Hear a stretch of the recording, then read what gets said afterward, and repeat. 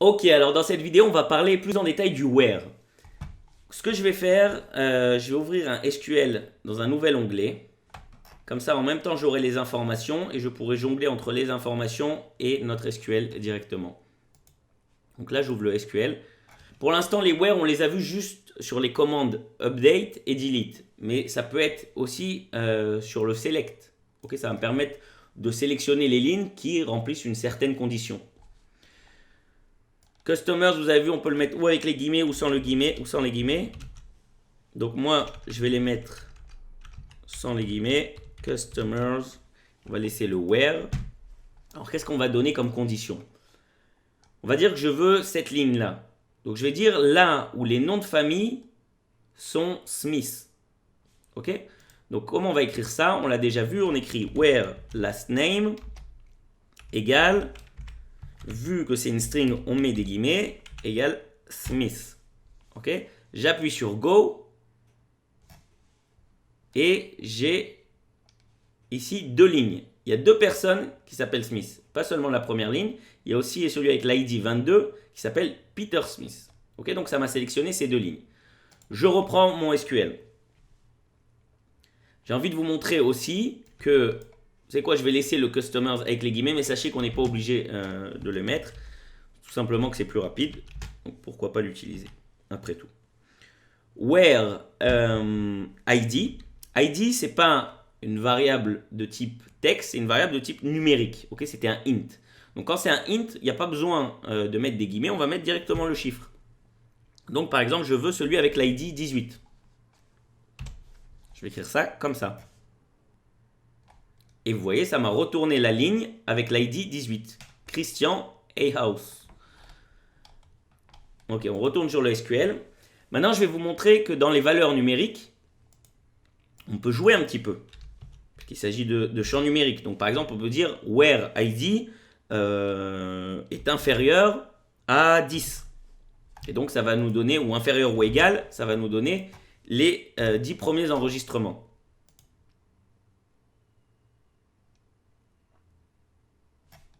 Vous voyez, ça me met les 10 premiers enregistrements ici.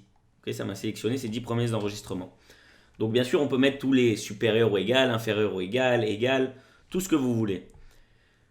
Maintenant, qu'est-ce que je veux voir? Dans le where aussi, on peut composer des conditions. Quand je dis composer, ça veut dire quoi?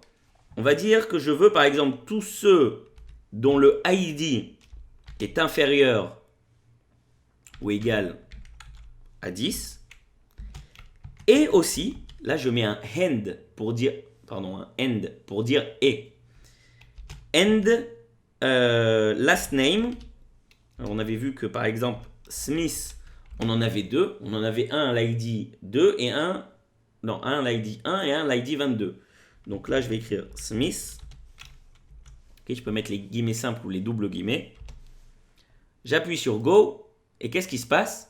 Cette fois-ci, voilà, j'ai qu'une ligne. J'avais pas les deux que j'avais avant. Pourquoi? Parce que l'autre Smith qu'on avait, son ID était supérieur à 10. Or, le end, pour qu'il soit exécuté, il faut que et la condition à gauche du end soit vraie et la condition à droite du end soit vraie aussi. C'est seulement la combinaison de ces deux conditions qui va faire que le end lui-même en tout sera vrai. Et donc, qu'il ira chercher la ligne. Okay, ça rappelle exactement ce qu'on avait vu dans les langages de programmation comme JavaScript ou comme PHP. Je vais continuer. Ok, bien sûr, je voulais juste vous montrer que vous pouvez en mettre autant que vous voulez des choses comme ça. Par exemple, ici, inférieur ou égal à 10. And, on avait dit last name est égal à Smith. Donc là, on veut que ces deux conditions soient vraies. Et là, tout d'un coup, j'ai décidé d'utiliser encore une autre condition. Donc, vous savez quoi? D'abord, on va commencer par simple et après, on va faire un petit peu plus complexe. Ici, à la place du and, je vais écrire ou. Or en anglais. Ok, là, je ne dis pas que et ça, ça doit être vrai. Je dis que et ça ou ça doit être vrai. Donc, il va me chercher toutes les lignes qui seront inférieures ou égales à 10 et aussi toutes les lignes qui auront le last name Smith. Je vais vous montrer ce que ça donne. Voilà, et si on fait le compte, là, on voit bien qu'on a 11 lignes. Pourquoi? On a les 10 premières lignes, qui étaient la première condition de notre OR, et on a la ligne avec l'ID 22. Ok, lui, son ID, il n'est pas inférieur ou égal à 10, mais par contre, son nom de famille est Smith. Donc, il l'a sélectionné aussi. On peut faire toutes les combinaisons que vous voulez avec les OR et les AND, c'est-à-dire, quand je dis toutes les combinaisons que vous voulez, je vais vous montrer de quoi je parle. On peut dire que l'ID doit être inférieur ou égal à 10. Et, on avait dit par exemple, last name doit être égal à Smith. Et là, tout d'un coup, je peux mettre, ça c'est une condition, et cette condition, le résultat de toute cette condition, ça devient la condition de gauche de mon OR. Ok, ça veut dire que là, je peux dire où ça doit être vrai. Là, on a vu que qu'est-ce qui était vrai pour ça? C'était juste deux lignes. Non, pardon, c'était juste une ligne. La première, dont l'ID était 1 et le nom de famille était Smith. Maintenant, je vais lui dire c'est ça ou qu'est-ce qu'on peut lui demander? Ou on va lui dire complètement autre chose, aucun rapport. Password. Non, on ne va pas aller sur password. On va dire first name. Qu'est-ce qu'on a en valeur comme first name? Est égal à Donald, par exemple, lui. On a vu que normalement, Donald, il n'aurait pas été dans le lot. Pourquoi? Parce que si j'avais laissé juste ça, ça me donnait la ligne 1 uniquement. Ok, parce que c'était la seule qui avait et l'ID inférieur ou égal à 10 et le last name qui était égal à Smith. Maintenant, vu que je rajoute ce OR sur le résultat de cette condition, j'inclus aussi toutes les valeurs dont le first name est Donald.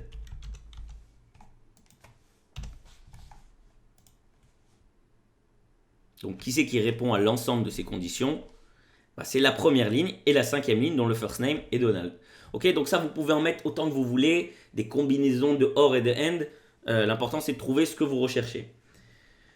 Encore autre chose qu'on peut faire avec le where, je vais vous montrer ça tout de suite, c'est de dire, par exemple, on va dire qu'il y a des familles qui nous intéressent. Il y a la famille Smith, ok, on avait vu qu'il y avait deux valeurs, et il y a la famille Thompson, ok. Je veux tous les membres de cette famille. Donc, qu'est-ce que je vais dire? Je vais dire, par exemple, where last name, last name, je vais utiliser le mot in. Il est dedans. Il est dans quoi? Il est dans un certain nombre de valeurs que je vais mettre tout de suite. Donc, Smith et Thompson. Ok? Là, je veux qu'il me sélectionne tous les customers dont le last name est une de ces deux valeurs. Soit Smith, soit Thompson. Ok? On aurait pu le faire aussi avec un OR. Where last name égale Smith, or last name égale Thompson. Mais imaginez qu'il y en avait encore plein d'autres des familles, et ben c'est plus pratique de le faire directement avec ce in. J'appuie sur Go, et là on voit qu'on a 5 valeurs. Ok, en effet, on a tous ceux dont le last name est Smith et Thompson. Ok, voilà, c'est tout pour le where. Rendez-vous dans la prochaine vidéo.